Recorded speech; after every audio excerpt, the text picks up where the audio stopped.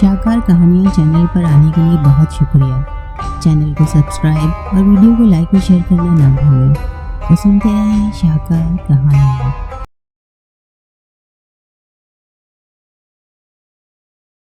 چھٹا سوال، قصہ مرغابی کے انڈے کے برابر کے موتی کا۔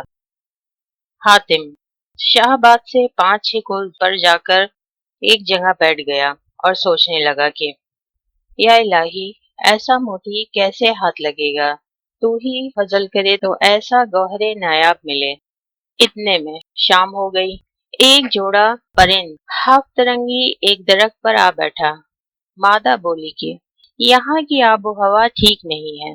نر نے کہا اچھا، صبح کو اپنے وطن چلیں گے۔ مادہ نے کہا یہ کون شخص ہے جو اس جنگل میں سر جھکائے غمگین بیٹھا ہے؟ نر بولا یہ یمن کا شہزادہ حاتم ہے، اس کو مرغابی کے انڈے برابر موتی کی تلاش ہے۔ بیچارہ اسی سوچ میں ہے کہاں جاؤں، تو کہے تو میں اس کو راہ بتاؤں۔ مادہ بولی اس سے بہتر کیا کہ حیوان انسان پر احسان کرے۔ چنانچہ نر کہنے لگا ایسے موتی کی پیدائش اس طرح ہوئی تھی کہ اگلے زمانے میں کچھ پرندے 30 برس بعد دریائے قہرمان کے کنارے انڈے دیتے تھے۔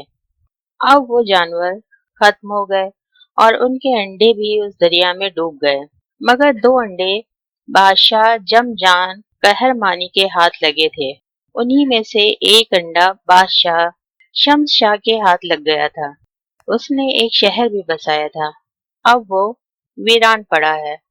اس کا خزانہ حسن بانو کے ہاتھ آیا، وہ انڈا بھی اسی میں تھا۔ جب جم جانے قہرمانی مر گیا اور اس کا ملک کسی نے لے لیا تو اس کی بیوی موتی لے کر محل سے بھاگی اور دریائے قہرمان کے کنارے جا نکلی۔ اتفاقاً مسعود سوداگر بھی کشتی پر سوار وہاں آ نکلا۔ اس عورت نے غل مچایا کہ مجھ کو بھی اس ناؤ پر چڑھا لو۔ سوداگر نے رحم کھا کر اس کو ناؤ پر بٹھا لیا اور اس کا حال سن کر اسے اپنی بیٹی بنا لیا۔ چند روز کے بعد اس عورت کے یہاں ایک لڑکا پیدا ہوا، اس کا نام برزخ رکھا۔ مسعود سوداگر جب مر گیا تو سوداگری اسی لڑکے برزخ کو ملی۔ اس نے خوب ترقی کی اور بادشاہ ہو گیا، مگر جب وہ مر گیا تو حضرت سلیمان علیہ السلام بادشاہ ہوئے۔ انہوں نے کوہ قاف کے آس پاس کا تمام علاقہ دیووں اور پریوں کو دے دیا اور کہا کہ آدمیوں کے شہروں کی طرف مت جاؤ۔ چنانچہ وہ جزیرے اور شہر انہی قوموں سے آباد ہیں، آدمی کا وہاں سے کوئی تعلق نہیں۔ غرض رفتہ رفتہ وہ موتی حشام پری سرخ کلا کے ہاتھ لگا۔ اب ماہیار سلیمانی جو آدمی اور پری سے پیدا ہوا ہے، اس نے یہ موتی لے لیا ہے۔ اس کا قیام برزخ کے جزیرے میں ہے۔ اس کی ایک لڑکی بڑی خوبصورت ہے، جو کوئی اس موتی کی پیدائش کا حال بیان کرے گا اسی کے ساتھ اس لڑکی کی شادی ہوگی۔ اکثر پری زاد آئے مگر کوئی اس موتی کی کہانی سے واقف نہ تھا۔ ہر ایک مایوس واپس ہوا۔ ماہیار سیمانی بڑا عالم و فاضل ہے، اس نے پرانی کتابیں پڑھ کر اس موتی کی پیدائش کے بارے میں معلوم کر لیا ہے۔ ان جانوروں کو حضرت سلیمان علیہ السلام کے وقت سے حکم نہیں جو کہیں انڈے دیں، اس لیے ایسے موتی کا پیدا ہونا بند ہے، بلکہ اس کا تذکرہ کرنا بھی منع ہے۔ میں نے اس جوان کو خدا طرز دیکھا، اس لیے یہ احوال ظاہر کیا۔ مادہ نے کہا یہ غریب دریائے قہرمان تک کیسے پہنچے گا؟ نر بولا ہمارے تھوڑے سے پر رکھ لے، کیونکہ جب یہ کوہ قاف کی حد میں پہنچے گا تو اسے ایک جنگل ایسا ملے گا جس کا اور چھوڑ نہیں۔ اس میں داخل ہوتے وقت ہمارے لال پر جلا کر پانی میں گھولے اور اپنے بدن پر مل لے، اس کی بو سے تمام درندے بھاگ جائیں گے اور اس کی صورت بھی دیو کی سی ہو جائے گی۔ جب اس جنگل کو طے کر کے برزخ کے جزیرے میں پہنچے تو ہمارے سفید پر جلا کر اس کی راکھ پانی میں گھول کر بدن پر ملے، پھر نہا دھو کر صاف کر ڈالے، اسی وقت اپنی صورت پر آ جائے گا۔ لیکن وہاں کے لوگ اس کو پکڑ کر ماہیار سلیمانی بادشاہ کے پاس لے جائیں گے، اسے چاہیے کہ اپنا مطلب اس سے کہے۔ مادہ نے کہا، ہمارے پر کیوں کر پائے گا؟ یہ سن کر نر نے پر پھڑپھڑائے، کئی پر گر پڑے۔ حاتم نے سب چن لیے اور خوش ہوا۔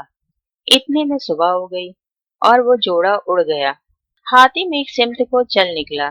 2-4 دن بعد ایک درخت کے نیچے سو رہا تھا کہ اتنے میں بہت سے جانور فریاد کرنے لگے۔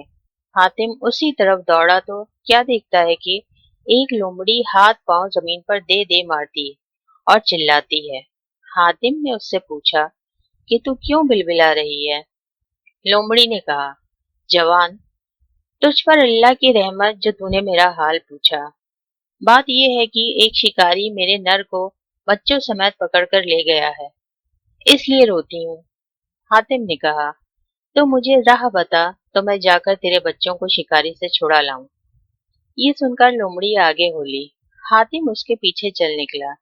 رات کو اس گاؤں کے قریب جا پہنچے۔ حاتم نے کہا، تو یہاں کہیں چھپ رہے، میں بستی میں جا کر شکاری کو ڈھونڈتا ہوں۔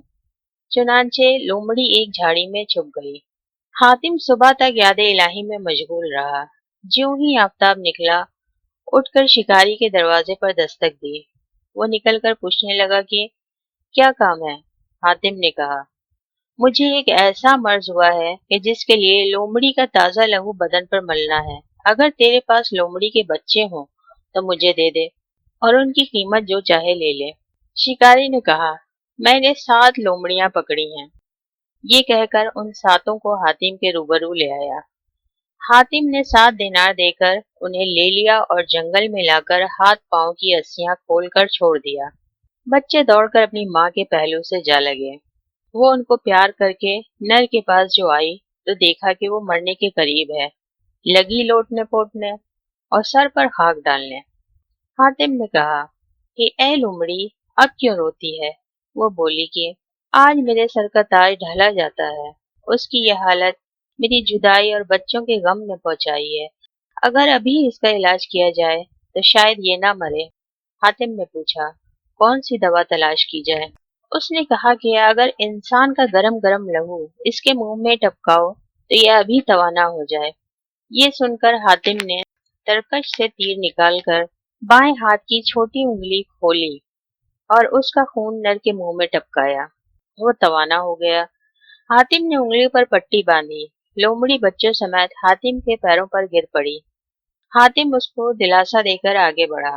جب بھوک لگتی جنگل کا میوہ کھا لیتا اور پیاس میں ندی نالوں کا پانی پی لیتا۔ ایک مدت کے بعد حاتم کسی جنگل میں پہنچا۔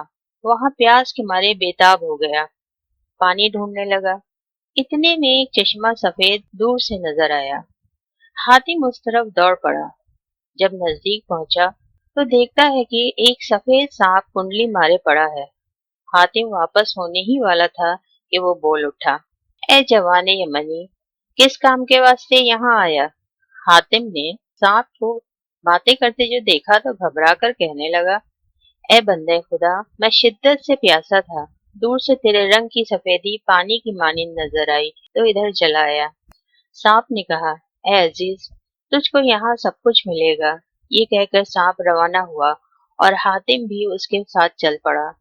غرض ایک باغ میں جا پہنچا، پھر ایک اور جگہ پہنچ گیا جہاں شاہانہ فرش بچھا ہوا تھا اور حوض کے کنارے ایک مسند لگی ہوئی تھی۔ سانپ نے کہا، تو یہاں ذرا انتظار کر، میں ابھی آتا ہوں۔ یہ کہہ کے حوض میں گر پڑا۔ پھر کئی پریزاد چاندی سونے کے خوان سروں پر رکھے اس حوض سے نکلے۔ حاتم کو سلام کر کے خوان آگے رکھ دیے۔ حاتم نے پوچھا، سچ کہو تم کون ہو؟ انہوں نے عرض کی کہ ہم اس کے خدمتگار ہیں جو تم کو اپنے ساتھ لایا ہے اور یہ سب تمہارے لیے بھجوایا ہے۔ حاتم نے کہا، یہ میرے کس کام کا ہے؟ اتنے میں اور بہت سی پریزاد اسی طرح کے خوان جواہر لیے حاتم کے پاس آئے۔ حاتم نے کہا، مہمان حاضر ہے، صاحب خانہ کہاں ہے؟ عین اسی وقت وہ سانپ ایک حسین جوان بنا ہوا 21 پریزاد سمیت حوض سے نکل آیا۔ حاتم اٹھ کھڑا ہوا۔ اس نے حاتم کو مسند پر بٹھلایا اور پوچھا कि तुम मुझे पहचानते हो? हातिम बोला, कभी देखा होता तो पहचानता। उसने मुस्कुराकर कहा, मैं वही हूँ जिसके साथ तुम आए हो।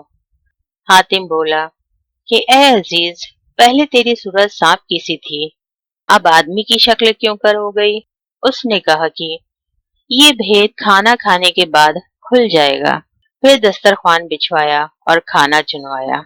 जब खाना खा चुके तो खास इत्रदान और जवाहर जड़ा हुआ पानदान लाए। हातिम ने पूछा, पहले तुम्हारी शक्ल सांप की थी, अब परी की सी हो गई, इसका क्या सबब है? वो बोला, ए जवान, मैं परी की कौम से हूँ। नाम मेरा शम्स शाह है। हजरत सुलेमान के दौर में एक दिन मैं अपने बाग की सैर कर रहा था। मुझे ख्याल गुजरा कि अपने लश्कर समेत आदमियों के मुल्क पर चढ़ाई करूं, उनको कत्ल करके मुल्क छीन लूं। ये सोचकर फौज तैयार रहने का हुक्म दिया। इतने में रात हो गई। ख्वाबगाह में जाकर आराम किया। सुबह को जो उठा तो अपने आप को और तमाम लश्कर को सांप की सूरत में पाया। खुदा से तौबा की, फजले इलाही से तमाम अफवाज असली सूरत पर आ गई, लेकिन पर किसी के ना हुए।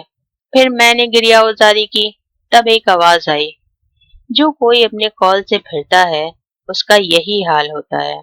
किस्सा मुख्तसर, हर रात यही सदा आती रही। मैंने फिर दुआ की, तब ये आवाज आई कि एक जवान यमनी 30 बरस का इधर आएगा, तो उसको देखते ही अपनी असली सूरत पर आ जाएगा। तुझे उसकी खूब खिदमत करना चाहिए, क्योंकि वो जो तेरे हक में दुआ मांगेगा, तू हमेशा अपनी असली सूरत पर रहेगा, नहीं तो सांप की शक्ल फिर हो जाएगी। गर्ज, उसी वक्त से मैं सांप की सूरत से हूँ और 30 बरस से इस जंगल में तेरा मुंतजिर था। हातिम ने कहा, वो कौल कौन सा था कि जिससे तू फिर गया था? वो बोला कि हमारी कौम ने हजरत सुलेमान से इकरार किया था कि अगर हम आदमियों को ईजा दें या उनके मुल्क का कस्द करें तो अल्लाह का कहर हम पर पड़े। उस दिन से हमारी कौम ने किसी बशर को तकलीफ नहीं दी, मगर एक दिन मेरे दिल में बुरा ख्याल गुजरा था, जिसकी ये सजा पाई।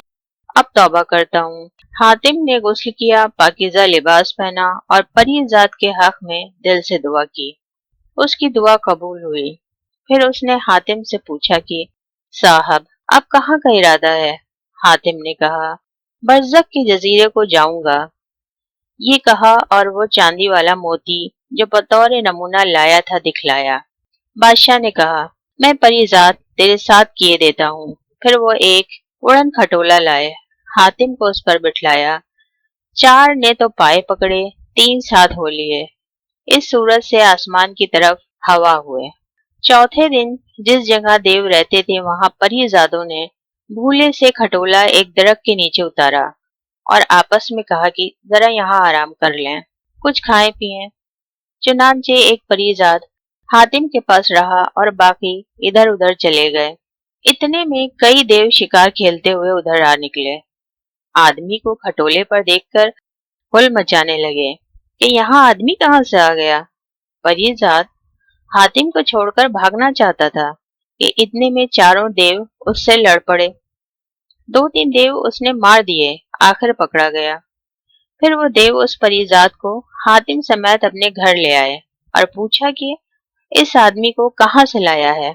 उसने कहा, ये जवान शम्स शाह का बड़ा दोस्त है, इसको मत सताओ। उन्होंने कहा कि बादशाह तो एक मुद्दत से गायब है, अब कहाँ से पैदा हुआ? परीज़ाद ने तमाम माजरा बयान किया। देवों के सरदार ने कहा, इस आदमी को परीज़ाद समेत कुएं में कैद कर दो, रात को खाऊंगा। उधर जब परीज़ाद वापस आए तो देखा कि 2-3 देवों की लाशें पड़ी हैं, ना हातिम है ना वो परीज़ाद। बड़े परेशान हुए और इतने में एक देव को सिसकते पाया। उसके मुंह में पानी डाला और पूछा कि तू कौन है? उसने कहा, मैं मुखरिस के देवों में से हूँ। एक परीज़ाद ने मेरा ये हाल किया है, मगर उस परीज़ाद को भी एक आदमी समेत मुखरिस के पास ले गए हैं।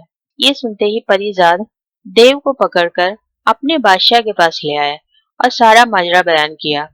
बादशाह फौरन लश्कर लेकर चल पड़ा اور جاسوس نے بتایا کہ مقرس ایک جنگل میں شکار کھیل رہا ہے۔ بادشاہ اس پر جا پڑا، وہ لوگ سنبھل نہ سکے، بہت سے زخمی ہوئے، کتنے مارے گئے، آخر مقرس گرفتار ہو کر حضور میں آیا۔ بادشاہ نے فرمایا کہ اے کافر، تو ہم کو بھول گیا، اتنا نہ جانا کہ شمس شاہ ابھی زندہ ہے؟ اب اس آدمی کو پری ذات سمیت فوراً حاضر کرو۔ مقرس نے پہلے تو ٹالنا چاہا، مگر پھر مجبور ہو کر حاتم اور اس پری ذات کو بلوا لیا۔ پھر شاہ نے مقرس کو اس کے دیووں سمیت آگ میں جلا دیا اور اپنے چھوٹے بھائی کو اس ملک کا حاکم بنا دیا۔ پھر حاتم سے پوچھا کہ اب کیا ارادہ ہے؟ حاتم نے کہا کہ وہی جو پہلے عرض کیا تھا۔ چنانچہ بادشاہ نے 4 پریزاد حاتم کے ساتھ کر دیے، وہ اس کو اڑن کھٹولے پر بٹھلا کر لے اڑے۔ 16ویں دن اس پہاڑ پر اترے جس کو شہزادہ تورمان نے اپنا مسکن بنایا تھا۔ حاتم نے شہزادے کو غمگین دیکھا تو سبب پوچھا۔ وہ بولا، میرا نام شہزادہ مہراور ہے، میرا باپ جزیرہ تونان کا بادشاہ مہر نر ہے۔ برزخ کی بیٹی کے حسن و جمال کی تعریف سن کر اس جزیرے میں گیا اور اس کے باپ کے پاس پیغام بھیجا۔ اس نے مجھے بلایا اور اس موتی کو میرے سامنے رکھ کر پوچھا کہ یہ موتی کس دریا کا ہے۔ میں جواب نہ دے سکا، اس نے مجھے نکلوا دیا۔ میں مارے غیرت کے پھر واپس اپنے ملک نہیں گیا، اس پہاڑ پر آ کر رہا۔ حاتم نے کہا، تو پریشان نہ ہو، اگر وہ موتی لوں گا تو موتی والی تجھے دوں گا، میں اس موتی کی پیدائش کا راز جانتا ہوں، لے اٹھ میرے ساتھ چل۔ چنانچہ دونوں کھٹولے پر جا بیٹھے اور پری زاد انہیں لے اڑے۔ راہ میں مہاکال دیو کا باغ تھا، اتفاقاً اس کی نگاہ ان پر جا پڑی۔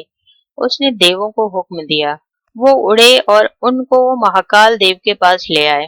مہاکال نے حاتم کو گرفتار کر لیا۔ مہراور نے دیکھا کہ دیو آدمی کو دیکھ کر باولا ہو گیا ہے، لہذا اس سے کہا، اے مہاکال، ایک آدمی کے کھانے سے کیا فائدہ، میں تجھے 10 آدمی لا دوں گا۔ دیو نے کہا، اے شہزادے، اس کو چھوڑ جا اور 10 آدمی لے آ، پھر میں اس کو تیرے سپرد کر دوں گا۔ شہزادے نے کہا، یہ آدمی میرا بڑا دوست ہے، اگر اسے ذرا بھی ایزا پہنچی تو اس کا بدلہ تجھ سے لوں گا۔ چنانچہ حاتم کو باغ میں چھوڑا اور 4 پریزادوں کو لے کر ایک جنگل میں آیا۔ وہاں مشورہ کیا، صلاح یہ ہوئی کہ گھات میں لگے رہیں، جب دیووں کو غافل پائیں تو حاتم کو لے کر ہوا ہو جائیں۔ ادھر جو دیو حاتم کی نگرانی کر رہے تھے، انہوں نے سوچا کہ آدمی کے پر تو ہے نہیں جو اڑ جائے، لہذا شکار کے لیے چلے گئے، پھر شکار کا گوشت کھا کر سو گئے۔ مہراور تو گھات میں لگا ہی تھا۔ دیووں کو غافل پا کر حاتم کو کھٹولے پر بٹھلا کر آسمان کی طرف ہوا ہو گیا۔ ادھر مہاکال جب انتظار کر کے تھک گیا تو حاتم کو بلوایا، مگر وہ نہ ملا، بڑا ناراض ہوا۔ یہاں کا تو ذکر یہ ہے، اور وہ پریزاد حاتم سمیت جب دریائے قہرمان پر پہنچے تو اتفاقاً مہاکال کا ایک دیو بھی وہاں گیا ہوا تھا، چاہتا تھا کہ حاتم کا ہاتھ پکڑ کر اڑا لے جائے، مگر شہزادے نے ایک ایسی تلوار ماری کہ اس کا ہاتھ شانے سے جدا ہو کر گر پڑا۔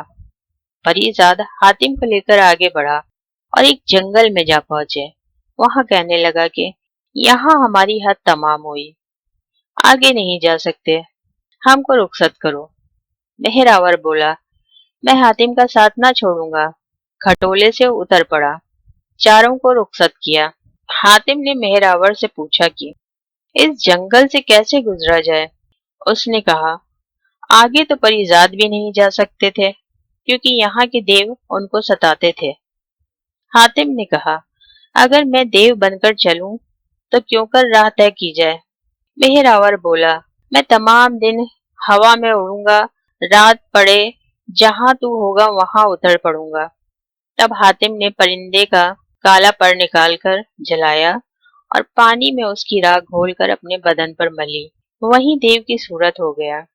چرند پرند بھاگنے لگے، غرض تمام دن چلتا، شام کو جہاں رہ جاتا وہیں مہراور بھی آ ملتا۔ کئی روز بعد ایک دریا پر پہنچے۔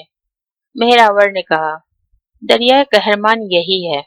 حاتم نے دیکھا کہ اس کا کنارہ उधर का नजर नहीं आता। घबराकर मेहरावर से कहा, भाई ऐसे दरिया के पार किस तरह जा सकेंगे? मेहरावर ने कहा, यहाँ से कई कोस दूर पर पर्दाए बरदान है। वहां की बादशाहत शमशान पर इजाद करता है। उसके पास दरियाई घोड़े हैं, वो पैराग भी है और उड़ते भी हैं। मैं वहां से 2 घोड़े ले आता हूँ। चुनांचे वो उस तरफ उड़ गया। किस्सा मुख्तसर, वो 2 घोड़े लेकर आ पहुंचा। हातिम एक घोड़े पर चढ़ बैठा, दूसरे पर ये सवार होकर कहने लगा, खबरदार, इसकी बाग ना छोड़ना। गर्ज दोनों हवा हो गए। कई रोज के बाद किनारा नजर आया। परीजाद ने कहा, भाई अब बाग डाल दो। घोड़े जमीन पर उतर पड़े। हातिम ने कहा, हमने सुना है कि जजीरा बरज़ख दरिया के दरमियान है। वो बोला, इब्तिदा उस जजीरे की यहीं से है, मगर ये ना समझो कि दरिया कहरमान से पार हो गए। ये भी एक टापू है, कई जजीरे इसमें और भी हैं। हातिम ने कहा, वो शहर यहाँ से कितनी दूर होगा? वो बोला, 10 रोज की राह पर है। हातिम ने कहा, तो फिर चले चलो। मेहरावर ने कहा, मेरा मुल्क यहाँ से नजदीक है, चाहता हूँ कि जाकर लश्कर ले आऊं ताकि हम तुम शान से शहर में दाखिल हों। हातिम ने कहा, खुदा हाफिज, सिधारिये। मेहरावर वहीं रवाना हुआ। फिर हातिम ने सफेद पर निकाल कर जलाए। उनकी राख पानी में घोलकर अपने बदन पर मली। जैसा था वैसा ही हुआ।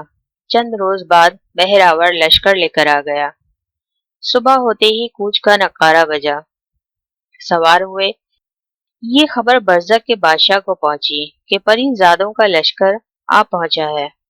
उसने कई हजार परीजाद रवाना किए कि उन्हें राह में रोक लो। शहजादे ने कहलवा भेजा कि हम लड़ने नहीं आए हैं, शहजादा यमन को आपसे मिलने की आरजू है, इसलिए मैं उसको ले आया हूँ। ये सुनकर बादशाह ने उनको बुलवा भेजा और हातिम से आने का सबब पूछा। हातिम ने चांदी का वो अंडा उसके आगे रख दिया जो हुस्न बानो ने दिया था और कहा, अगर इसकी जोड़ी का मोती हजूर से इनायत हो तो बड़ा एहसान होगा। बादशाह ने कहा, अगर तू इसकी पैदाइश का अहवाल बयान कर दे तो मोती और लड़की तेरे हवाले कर दूंगा, फिर तेरा इख्तियार, जिसे चाहे उसे दे। तब हातिम ने उस मोती की पैदाइश का अहवाल कहना शुरू किया। यार सुलेमानी सर नीचा किए सुनने लगा। आखिर बादशाह तहसीन और आफरीन करके तख्त से उठा और मोती ले आया। फिर इरशाद किया कि शहजादी को दुल्हन बनाए। गर्ज मेहरावर के साथ उसकी शादी कर दी गई। 1 महीने के बाद वो रुखसत होकर उसी दरिया पर आए और घोड़ों पर सवार होकर दरियाए कहरमान पार किया। फिर देवों की सरहद से निकलकर शम्स बादशाह के पास पहुंचे। वो बड़ा खुश हुआ। 40 रोज तक जश्न चरागा किया। 41वें दिन मेहरावर ने हातिम और शम्स शाह से रुखसत चाही और अपने मुल्क की राह ली। फिर परीजादों ने हातिम को खटोले पर बैठाकर शाहबाद का रास्ता लिया और 1 महीने में वहां पहुंच गए। लोगों ने उस्मानों को खबर पहुंचाई कि वो जवान फिर सही सलामत आ पहुंचा है। उसने पर्दा करके अंदर बुला लिया। हातिम ने मोती निकालकर सबको दिखलाया और सारी कहानी बयान की। फिर मोती उस्मानों को दिया और उससे रुखसत होकर मुनीर शामी से मिला। तमाम माजरा कह सुनाया। फिर कहने लगा कि बस अब एक ही सवाल रह गया है, इंशाअल्लाह उसको भी पूरा करता हूँ। गर्ज 7 दिन दोनों साथ रहे। 8वें दिन हुस्न बानो के पास आया और कहा, अब 7वां सवाल बयान कीजिए। हुस्न बानो बोली, अब हम्माम बादागर की खबर ला, क्योंकि हमाम को गर्दिश से क्या काम। मैंने सुना है कि वो चक्की की तरह फिरता है, फिर उसमें लोग कैसे नहाते हैं? हातिम ने पूछा, इतना जानती हो कि वो किधर है? हुस्न बानो बोली, दक्षिण और पश्चिम के कोने में, मगर उसकी पैदाइश नहीं मालूम। ये सुनकर हातिम रुखसत हुआ। सराय में मुनीर शामी को तसल्ली दी और कहा, इंशाअल्लाह आपका सफर कर आऊं तो फिर हुस्न बानो से तेरी शादी करवा दूं। ये कहकर हातिम रुखसत हुआ। شاہکار کہانیاں چینل پر آنے کے لیے بہت شکریہ۔ چینل کو سبسکرائب اور ویڈیو کو لائک اور شیئر کرنا نہ بھولیں۔ تو سنتے رہیں شاہکار کہانیاں۔